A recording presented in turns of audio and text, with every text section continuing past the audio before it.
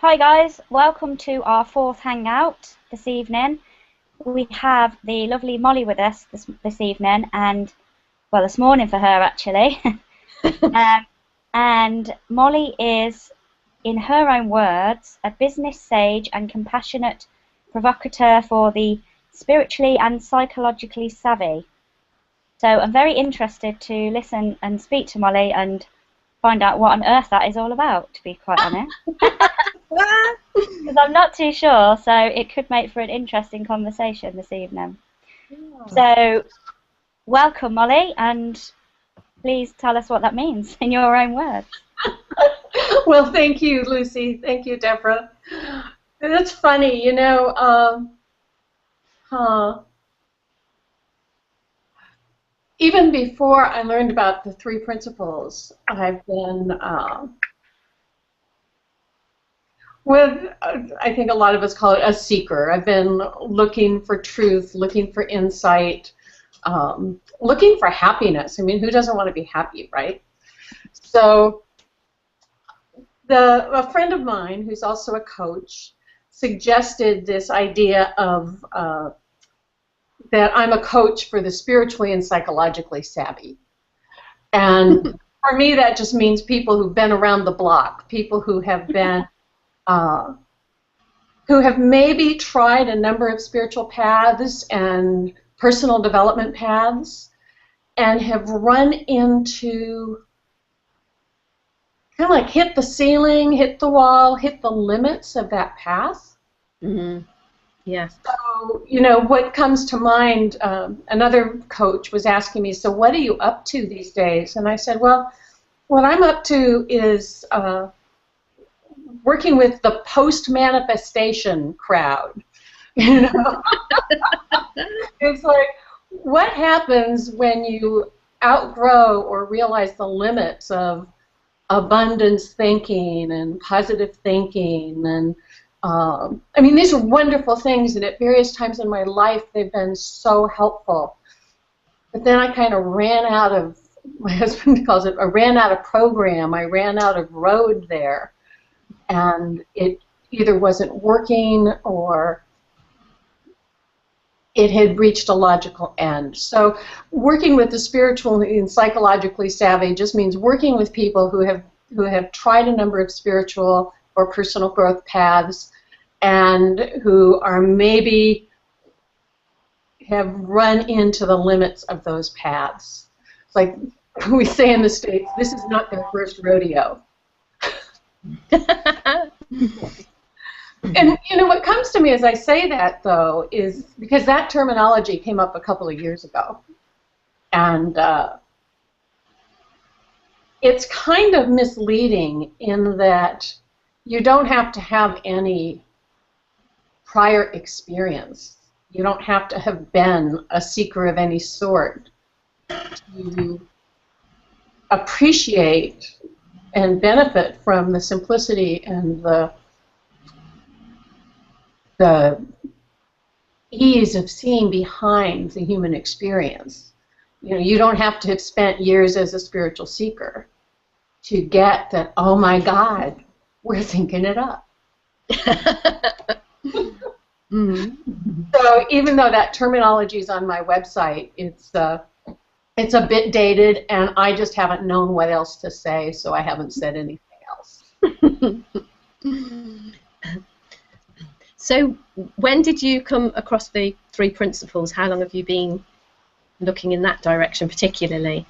Well, you know, I didn't know it was the three principles. When about 5 years ago, I hosted a self-employment telesummit, and Michael Neal was one of my speakers. And even back then, it was 2009, he referenced some of the insights that come from the principles. And before that, I had done, I was a certified facilitator in the work of Byron Katie. And, you know, Katie's insight that the only thing that ever caused her pain was believing a stressful thought, you know, is right in line with the principles. Yeah. The difference I see is that in the work, there's this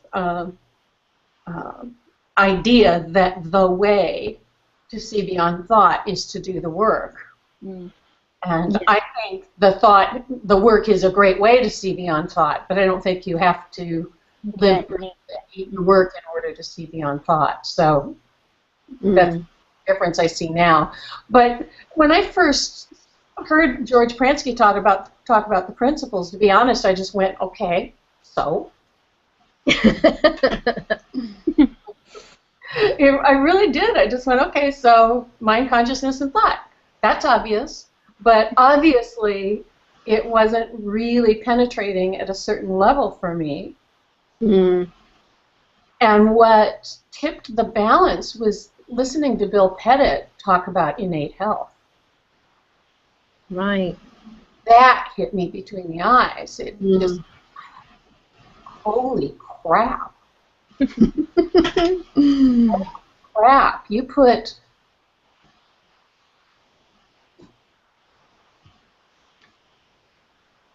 with innate health as the starting point, with realizing the implication of the principles, is that we are essentially whole, which again is something, you know, I had glimpses of through my life, but it was just Bill's conviction that whether he was talking to a hallucinating schizophrenic or a person with chronic depression or a stressed out executive, that they all presence the same innate health.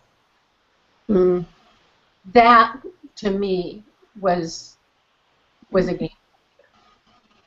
That really spoke to me. Mm. Yeah, Lucy and I were lucky enough to be at a conference about mental health last weekend. Sadly, Bill Pettit was poorly and he couldn't be there, but he was supposed to be the main speaker there. And like you say, that there was a video from him, and obviously we were talking, and the whole thing was around how he could see that health in everybody, and it really, really is truly amazing. And as I have been understanding the principles more and understanding it more deeply, the more that I can see that myself. When I'm talking to somebody, you can see that the three principles are playing out exactly the same for every single person, no matter what they're doing with it, no matter how that is presenting. Like you say, whether it's, you know, unfortunately cause them to have a mental illness, or, you know, or whether they are just a businessman in a relationship, whatever it seems. As soon as somebody starts to talk to you, you can see, to me, what really, really became clear after the retreat we did and then after the weekend, was see the health in somebody really deeply means to me now seeing where the three principles are absolutely playing out exactly the same in their life as they do in mine. It's like, whoa, you're doing exactly the same as I'm doing. You know? Absolutely. How can you not be whole? Because you are, talk about manifesting, right? It's like brilliant job of creating your life, picking up your life. So of course you're whole. Mm. So yeah, that. I was watching the streaming, some of the streaming presentations from Tikkun. Yeah. And Dickon Bettinger spoke, I think, on, I think it was Monday morning. And Dickon also spoke with such clarity and compassion and love about the wholeness. And later in a panel, he talked about that when we drop our personal thinking, no matter who we are, no matter what kind of life we've lived, that we default to love. Mm. And again, I just got chills. I thought, wow, you know, that's true. And how would it be to live that way? You know, because I don't live that way. No. Well, we drop in and out of it, don't we? I have to say that some part of me was going, wow, that is so cool, that's so cool. And another part of me was going, see, Molly, what a slime ball you are? Nice, like Dickon. But it was just so, I don't know, I was just so moved by that. Yeah, Dickon is a very, very moving speaker, isn't he, when he talks? Yeah. There are some people that are going to be listening to this. I know I've got a couple of people lined up. They can't listen live, but they want to listen later. I would absolutely love to hear what you see actually are the three principles, because some people, you know, have vaguely heard of the three principles, but we've kind of been talking about it, around it, and how amazing they are, and what. So, can you describe how you actually see the three principles? What they are for you? Well, sure. And what comes to me is, provided you will also jump in and correct me.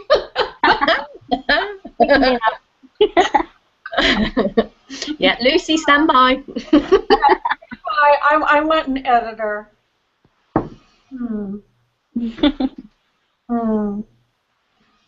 Well, you know, what comes to me is to start with mind. The three principles that we talk about are mind, consciousness, and thought. And often we start with thought, but for me, right now, it's like there is the context, the foundation is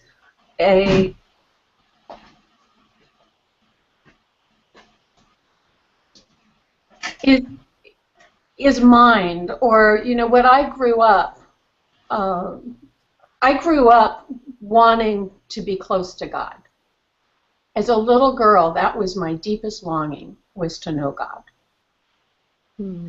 And so for me, mind is ultimately God, and I just bring that word in because it's the simplest word for me to use. I don't mean to be laying that as a trip on anybody, but it's this wholeness, this vast, limitless intelligence. And you know, when I was 5 or 6, I thought of God as this gigantic, I mean, impossibly gigantic father figure who was limitless and all wise and all smart and who had certain standards, right?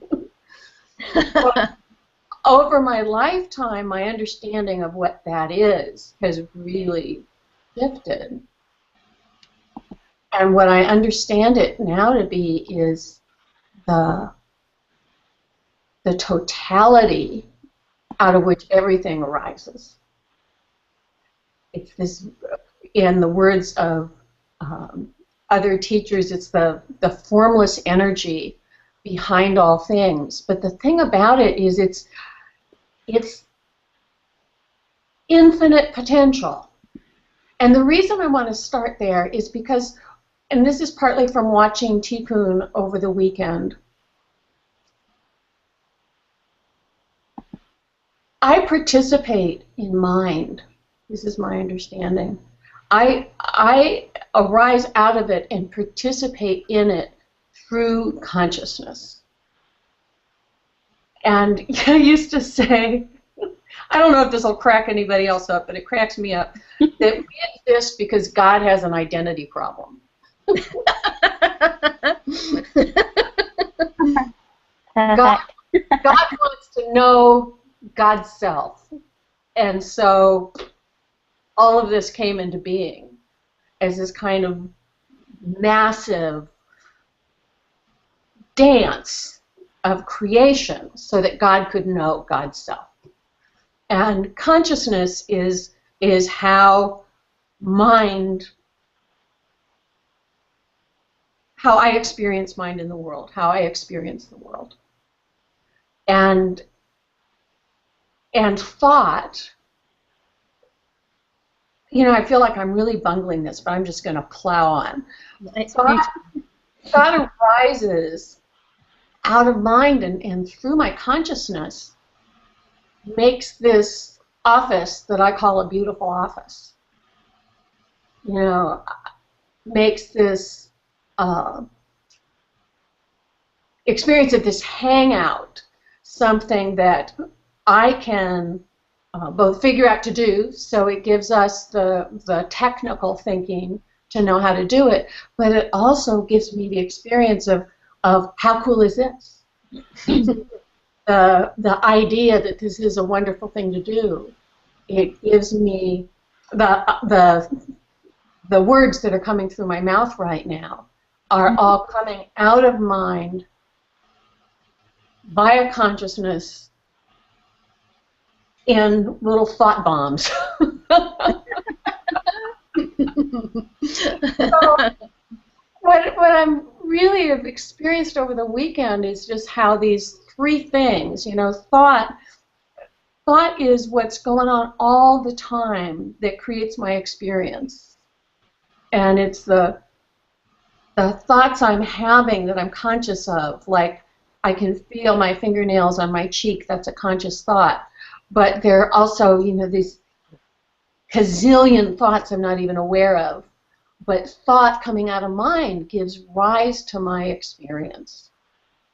And if it's happening, it's thought. Which to me means both, how cool is that? And it's kind of paradoxical. How cool is that? And I don't have to take it personally. And somehow those things go together, which blows my mind. Does that make any sense? Yeah. Makes a lot of sense to me. I really like the way that you describe mind. I've not thought about it like that before. That's why a lot of the time we like to hear other people's view on the principles and what they describe them as, because you just tend to hear something different every single time. Right. Even if it's the same thing, it's still something different that you hear. Right. It's really nice. Yeah, what I came away with this weekend was like, I can count on mind. I can totally count on mind. Wow. Sometimes when I'm thinking about thought, it's like thought is very fickle, right? Yeah. Thought comes and goes. Some of them I like, some of them I don't. Consciousness goes up and down, and all that's great, but man, you can count on mind. It's not like you can't count on the other two. I don't mean to be throwing a red herring, but mind is there for us. Mind is like our stability. You can count on the other two, and they move, and they change and move, and you can feel different things through that change and movement. But mind is kind of like, it feels me like stability. Yeah, that's like how a trampoline. What's that? I was going to say a bit like a trampoline, like, you know, as you say, your consciousness is up and down and you're bouncing around all the time, but you're still on the trampoline, which is kind of mind. Oh, you know, that's really cool. Yeah. Yeah. And there's a way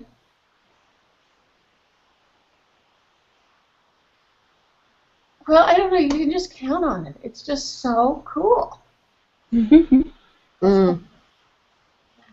Yeah. And once you kind of see that and see that it's there and see that you can count on it, that is somewhere always. I know what has changed for me is that is somewhere always to go back to. Exactly. When you're kind of on that trampoline and going absolutely wild, and you know things seem out of control and things, it's really, really nice to kind of know that underneath that there is mind to go back to. What can you say? Yeah, and it just gives you such a sense of like freedom. To me, that's how it feels. Yeah. Freedom within stability. Yeah. You know, I was thinking this morning, because I really did have this experience watching Dickon of, oh, man, he's so nice, and I am such a slime ball. You know, I'm so self-involved and so judgmental, and sometimes it's so hard for me to even, You know, I can think about the wholeness in people, but see it? I mean, give me a break. But what I realized is that worrying about that is silly. I mean, because that's to think I'm a slime ball is to think that the way I am is like solid. Yeah. And obviously we're not. No. That's it. Just I'm a slime ball is just another idea, and I can invest that with however much energy, mental energy I want to invest in it or not. But it's just so irrelevant whether, you know, I might have been a slime ball for 60 years, and that's so irrelevant because in this moment I don't have to be. And that's another way in which mind is, you know, we can rely on it. I don't have to worry about being a slime ball because I can rely on mind to generate a new Molly in any moment. Mm. Yeah, that is beautiful. Yeah, that is so lovely, isn't it? That we're kind of, that whole not being stuck thing is just really brilliant, isn't it? Because you can have a terrible day or a terrible whatever, you know, terrible experience, something, and then that whole feeling of not being stuck. That is really, really brilliant because, yeah, okay, that's been created, that's what it is, that's what it's like, that's what it feels like. And you can see people and hear when you talk to people, you know, when they have got completely stuck in that experience. And like you say, seen themselves a certain way and then bought into the thinking about that and thought, oh yeah, this is who I am, this is what I am, this is where I am. And it's so freeing to realise that, hey, that's just a thought and you can recreate yourself in the next second as something completely different. Right. Yeah. Yeah, and that we don't have to think up what that next second's going to be. No. You know, that's another reason I guess I like to look toward mind, because sometimes when I tend to put a lot of emphasis on thought with myself, the way that I reflect on the principles. I tend to think about thought a lot, and that puts, the way I do that sometimes puts pressure on me, like, change your thinking already. Yeah.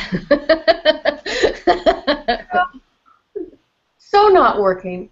But when I look towards mind, it's like, oh, yeah. Yeah.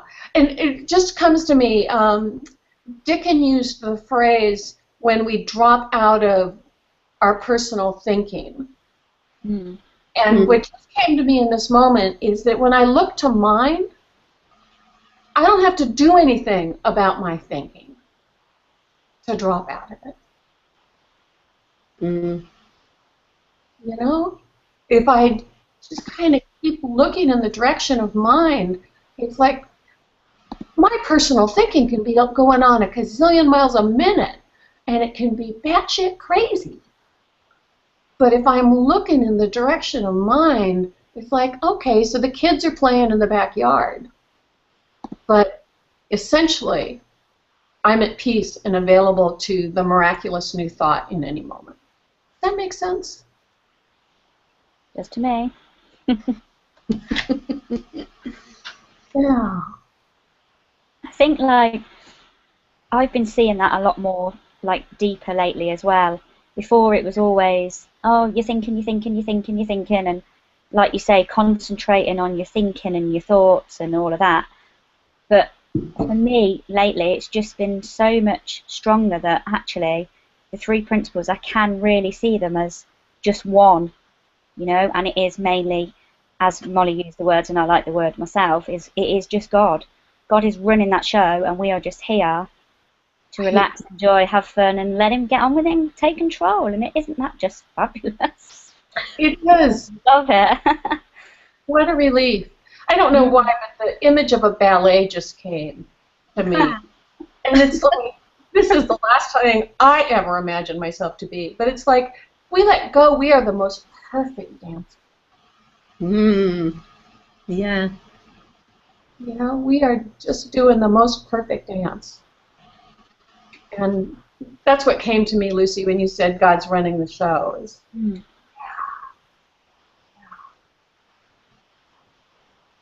have to tell you, I have been heartbroken in my life because I was not, I mean, not literally a ballet dancer, but all the times when I've fallen short of my own ideals, it's been heartbreaking.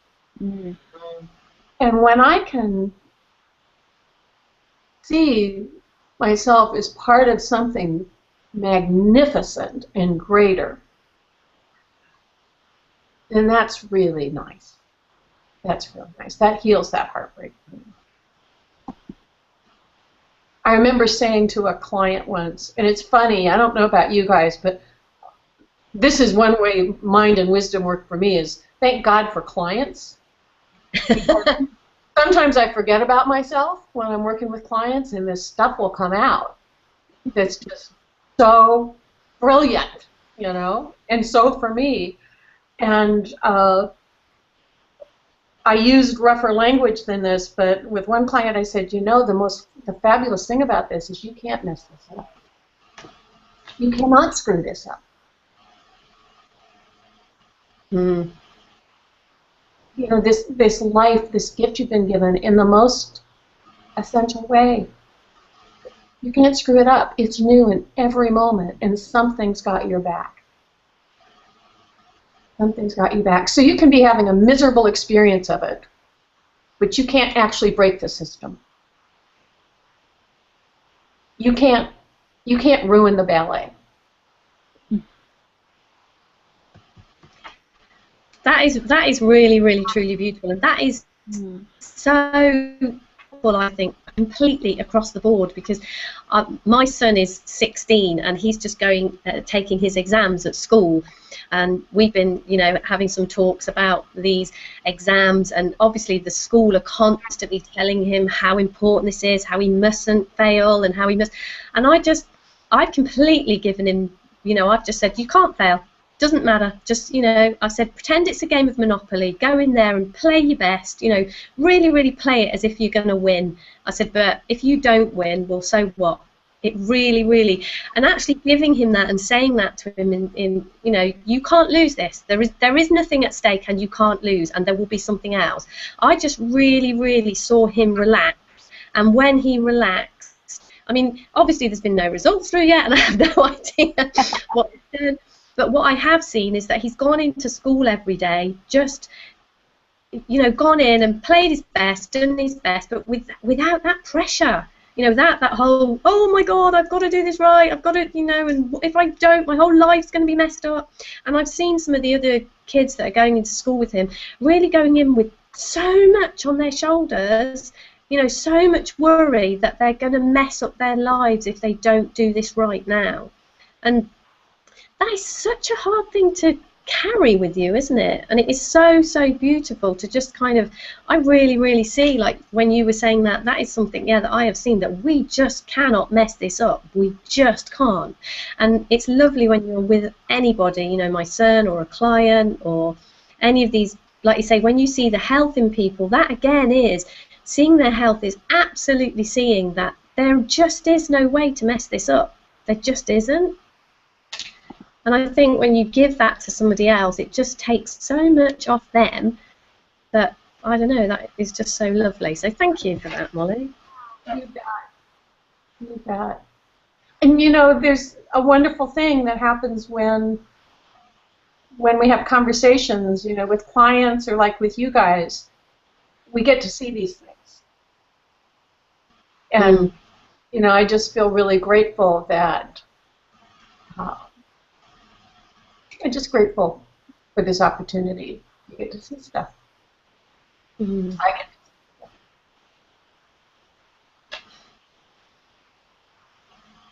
So tell me more about who might be listening to this. Let's have a look. Tony, Rita. I think there's about 10 people listening. Yeah, and I'm just wondering what would be useful for them. Well, normally we have some questions from people, but I'm yet to get any in. Are you, Deb? Yeah, I haven't had any questions yet at all, no, but I think the really nice thing about with talking to Molly is a lot of people I know that I've talked to are like, who's Molly? Who's Molly? So I think it would be really nice maybe to hear from you.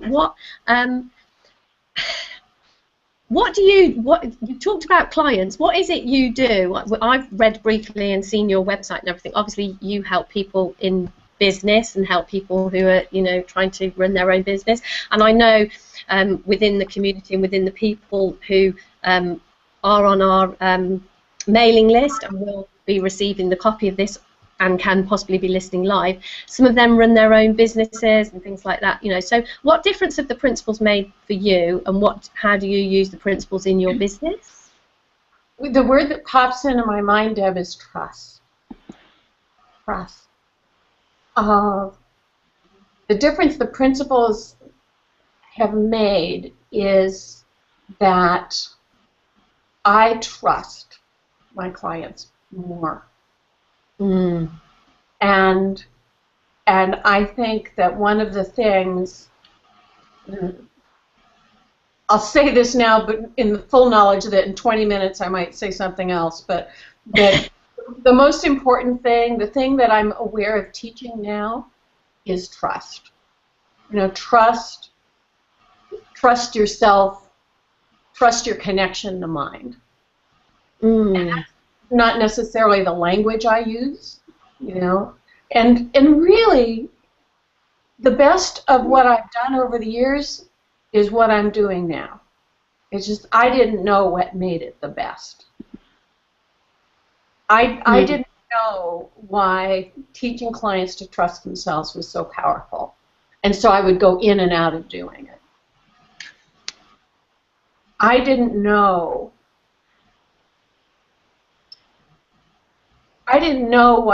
why it was so powerful and helpful to my teenage nieces and nephews and the sons and daughters of my friends to say, hey, don't sweat it. Your life actually doesn't begin and end with getting into school.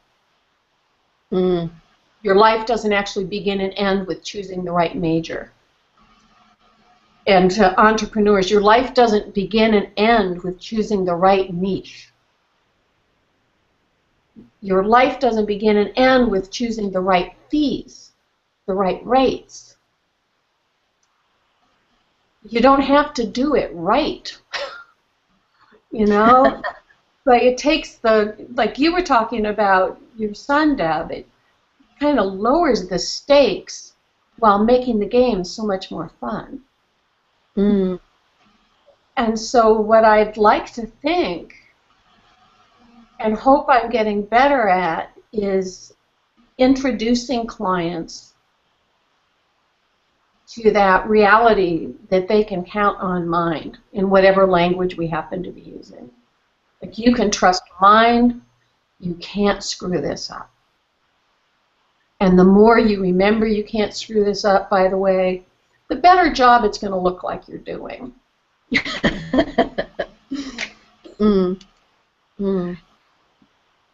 My business kind of blew up when I really embraced the principles as my primary work a couple years ago. And at first I thought, oh God, I have to throw all the cards up in the air and reinvent everything. And I have some friends that we've been getting together for 8 or 9 years. We call each other the Brain Trust. And they rolled their eyes at me.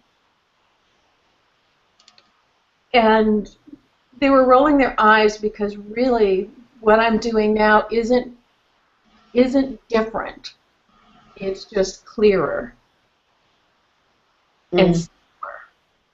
Like I said, it's the best of what I've done before, and the difference is now I understand why it works. Yeah. So I've got a client now who has spent a couple of years trying to create his financial planning business. He has invested thousands and thousands of dollars in marketing programs and business building programs and internet marketing. And he's still sitting on the go square of the Monopoly board. He has not picked up his $200 and moved on. And so what I do with clients is I say, pick up your $200 and let's start moving around the board. Mm-hmm. Let's start moving around that board. And, hey, you might draw a go-to-jail card, but there's a get-out-of-jail card free. Yeah.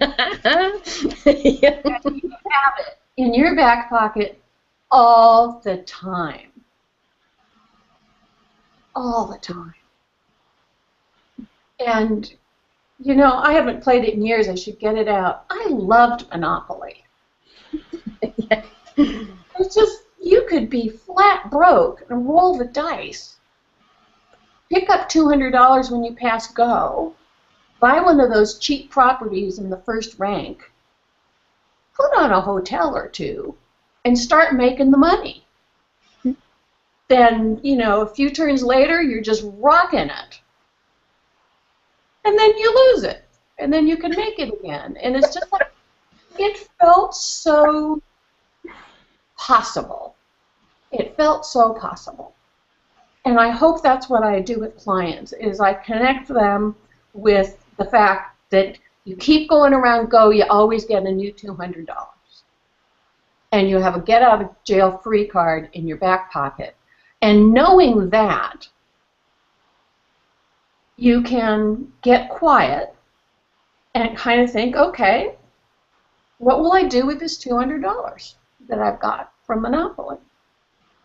What will I do with this 8 hours I have in front of me? And, you know, one of the things about working for yourself is if you don't have clients, you can be crazy busy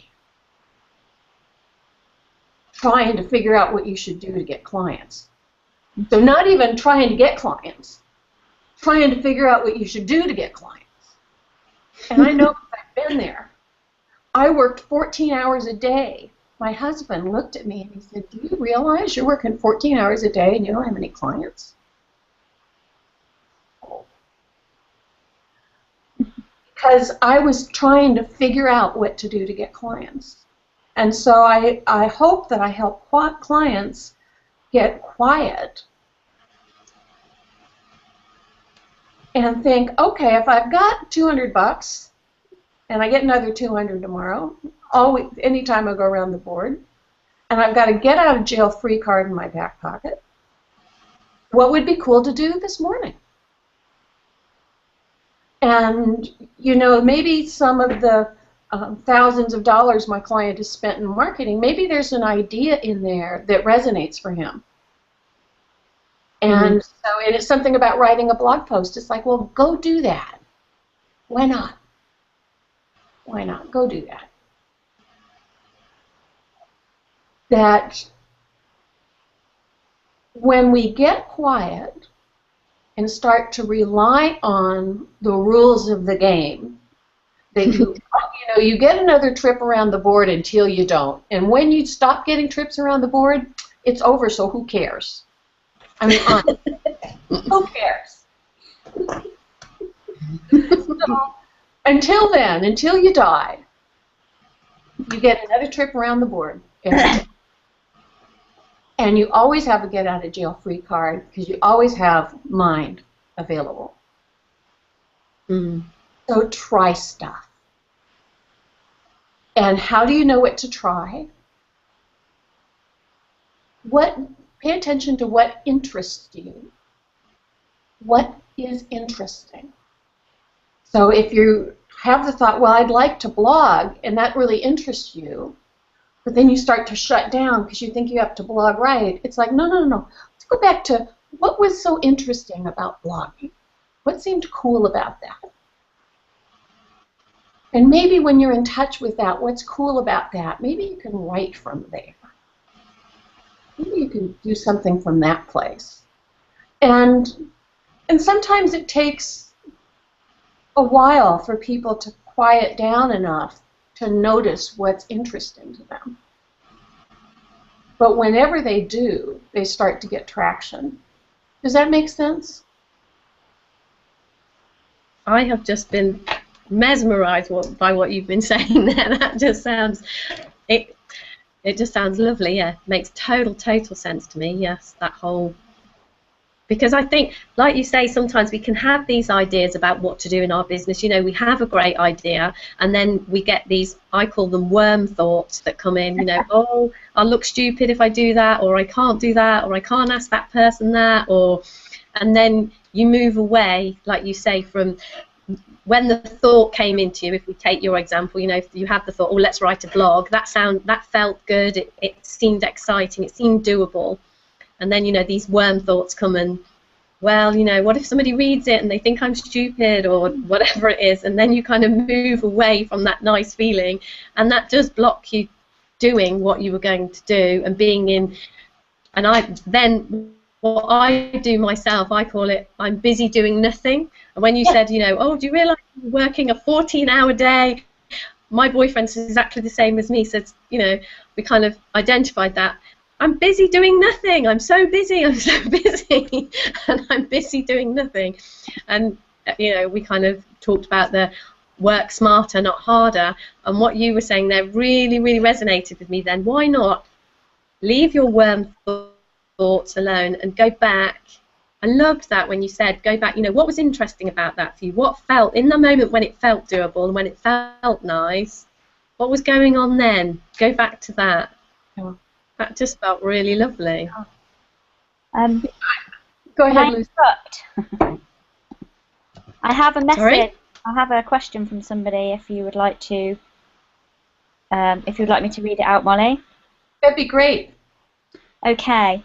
What does Molly mean by a get out of jail free card? And what advice does she have for when your path is crowded by illness, specifically? Okay. So in Monopoly, there are various things you can do in this game that send you to jail. And when you're in jail, you can't roll the dice, you can't get a turn, or you have to roll the dice and get, what is it, double sixes or something. Anyway, there's also a Monopoly, a card, get out of jail free. You don't have to pay a fine, you don't have to roll something special on the dice. And in life, we always have a get out of jail card free because the only jail we're ever in, and in, you know, being in jail the way I'm talking about is being stuck. The only way I can be stuck is in my thinking, okay? So let's just take illness, for example. I'm just checking in with myself because I want to use a real example from me and not just something I'm making up.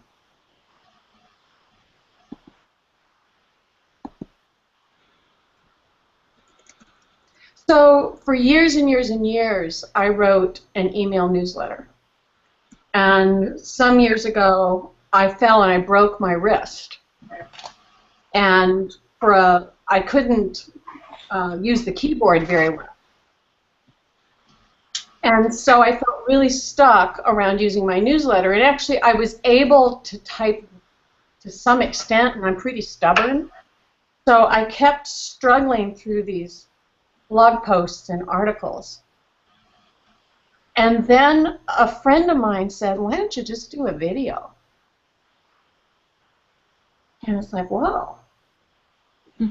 So I had been in this jail of struggling with my newsletter with a broken wrist, and one thought away was make a video, which was really quite simple for me,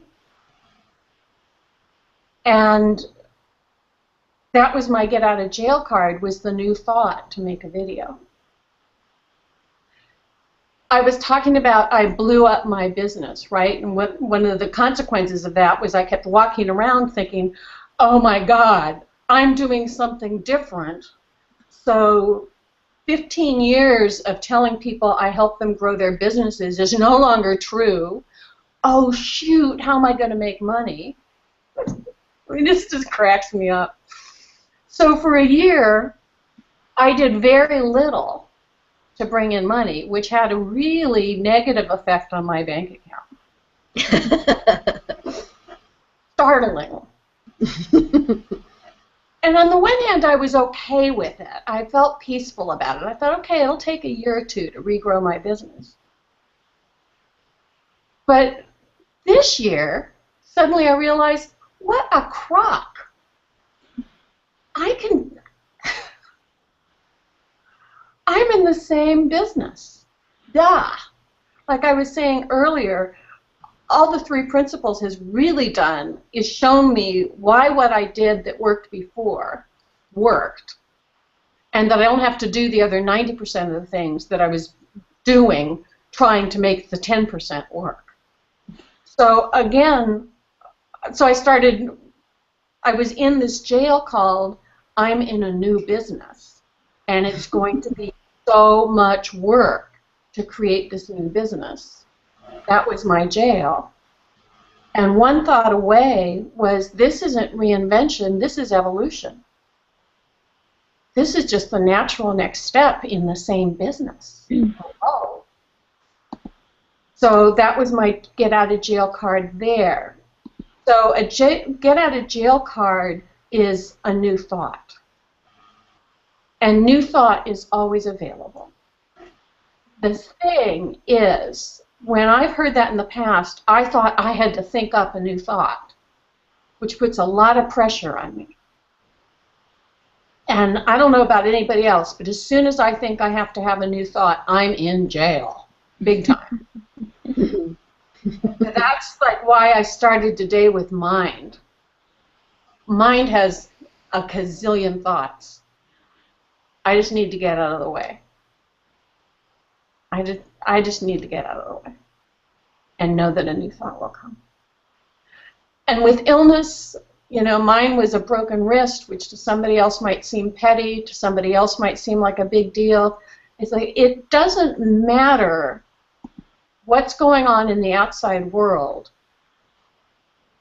The limitation that makes that a problem is always in our thinking. And there's always, you know, everything that happens in this gigantic field of possibilities. And when we can zoom out, I have this wonderful book called Zoom, and the second book is Rezoom.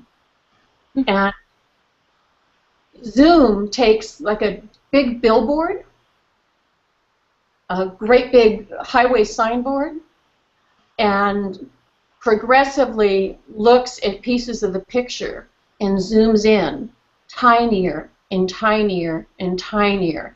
And let's just say, for example, that on this billboard is it's a large advertisement for something, and in one corner is a child playing with a toy. And perhaps the toy, there was a box for the toy. And as they zoom in, eventually they're zooming in on the box of the toy. And on the cover of the box is another picture. And it starts zooming in on that picture. It gets smaller and smaller and smaller.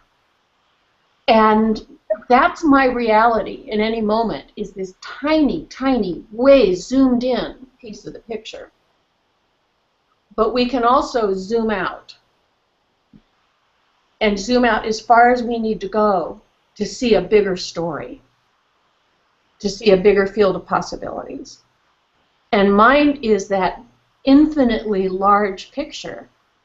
And the possibilities, for me, even in the grip of a really serious illness, like, what does that mean?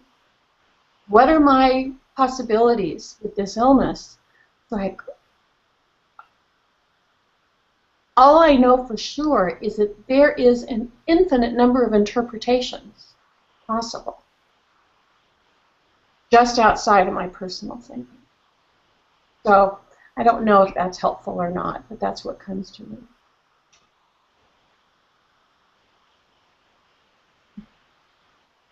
Makes a lot of sense to me anyway. So hopefully it helped the person in question. Yeah.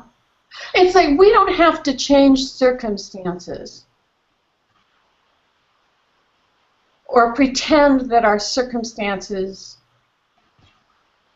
aren't limiting. Like, I don't have to think my way out of a broken wrist. But there's something bigger than that wrist available. Like, I hadn't done a video. I had not done any videos. And yet I had a video camera. I had all the technology on my computer. I love messing around with my computer. It was the easiest thing in the world for me to do a video. I just had not had the thought. Mm. And it completely transformed things. Mm.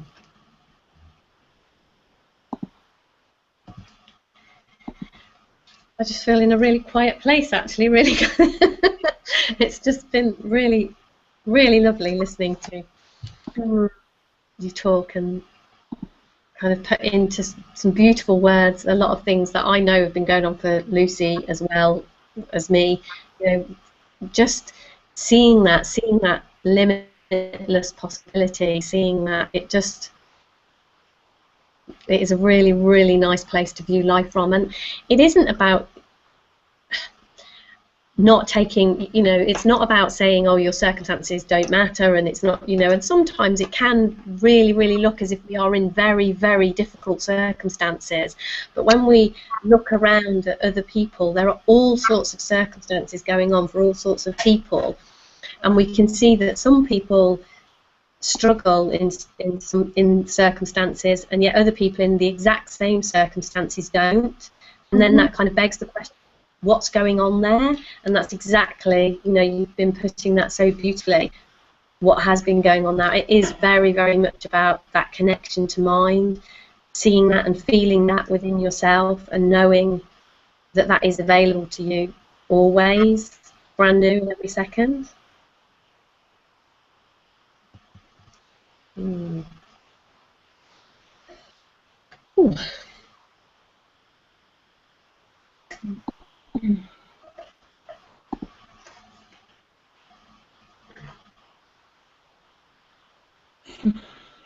I just love that whole analogy of the Monopoly game. I was just thinking that too. I'm so glad that came up. And speaking of videos, I have a couple of videos, really short ones, that I have been doing a short video every Monday morning for my Facebook page. And today, one of the things I'm going to do when I get off of this is make 2 or 3 of them for the next several weeks, because I'm going to be busy. And I'm going to use the Monopoly. Brilliant. At least one video, maybe 2 or 3 out of that. So. Yeah, it's a really easy one to relate to, isn't it? The Monopoly one as well, and it feels very, I don't know, yeah, that always works for me as well, seeing that whole. And I think in life, I think Monopoly, because Monopoly is kind of a game of life, it relates very well, doesn't it? Because it does look as if. Right, and you know, because it's got money, even though it's Monopoly money. I remember being quite invested in my Monopoly money. Yeah. It wake up some of the feelings that we have in life. Yes.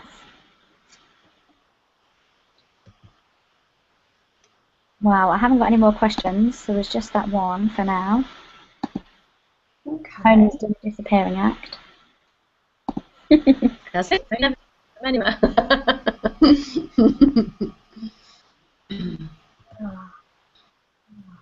I've loved that conversation. It's just been, I've really found that very, very helpful. And I think something that I know me and Lucy discussed after a few weeks ago, we had a retreat. We had a few people over, and we just had a whole weekend of just immersing in the principles, and it was just so beautiful. And the deep, deep learning that was there for me and Lucy afterwards was just amazing. And I think when you were saying about clients, you know, clients to me really, really, really look like a gift, because I learn so much talking to other people, and like this conversation tonight, you know, there's just so much richness. And I think right at the very beginning when you were talking, I really, really loved what you said about all the different things. I was only searching for a very relatively short time before I found the principles, but you know, I did some NLP and I did some TFT and things, you know, and I've spoken to other people doing things, and I love that, you know, like you said, all those things were very, very useful, and you know, I'm very glad that I did those things and they did help. But what I'm noticing more and more and more with the principles is, the more I look in this direction, there just is no end. There isn't a place where it seems to stop. And however much I connect and talk to people, and however I kind of think, oh my gosh, this has got to be the best, this has got to be the most there is to find, then the next time I get together with somebody or the next time something happens, there's just more there. Yeah, exactly.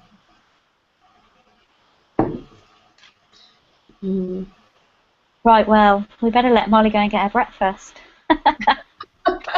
while we have dinner. Well, you have thank you so much. This has been a real privilege, and it's been nice to get to know you guys a little bit. Yeah, and you. It's been really lovely. Okay. So if anyone on this call wants to get in touch with you, or what I have, is the email address that I've been emailing you, is that all right to put that on our Facebook page and our website, or is there somewhere? Let's use Molly, MOLLY, yeah, at shaboominc.com. Yeah. So you're happy for people to email you there, and I will put, you've got a Facebook page, so I'll put the information up about that. Is that okay?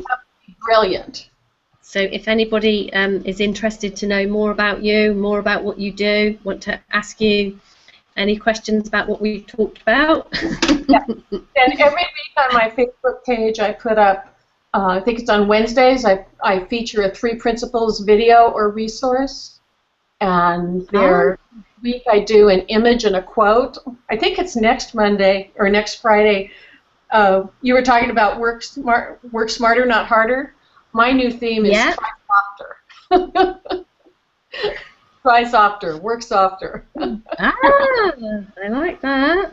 And then there's usually a weekly video, so I try to keep the page really helpful.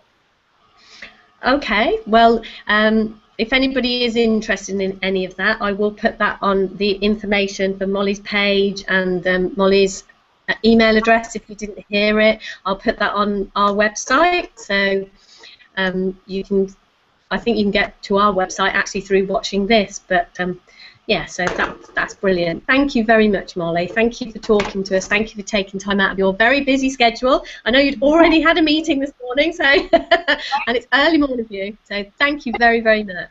Yeah, thank you guys. Bye-bye, everybody. Thank you. Bye.